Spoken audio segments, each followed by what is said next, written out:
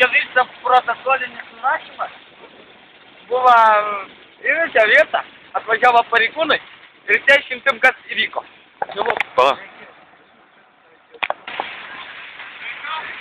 Atvykom į įvykio vietą, pamatome įvyko incidentą ir išsiaiškinsim, kas įvyko, surašysim protokolą. Taip. Ir išsiaiškinsim, kas kaip buvo. Kontaktai pasidalinti ir važiuosime į to pasirąją.